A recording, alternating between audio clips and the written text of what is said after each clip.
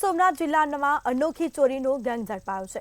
બાકુલા ધાણેજ ગામે પીઠડા માના મંદિર પર ગઢડા ધોકડવા રોડ પર માતાજીના મંદિર અને કોડીનાર સરદારનગર રોડ પર શિવ મંદિર અને સુગાળા ખોડિયાલ મંદિરના રાત્રિના સમયે કોડીનારમાં એકઠા થઈ અને પ્લાન તૈયાર કર્યો।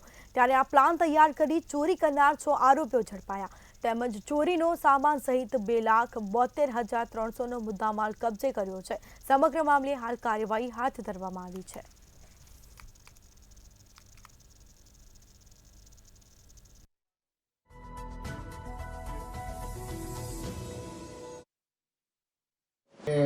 મંદિર ચોરીમાં જે આરોપીઓ સંકળાયેલા છે તેઓ કોડીનાર વિસ્તારમાં એક જગ્યાએ ભેગા થયેલ છે।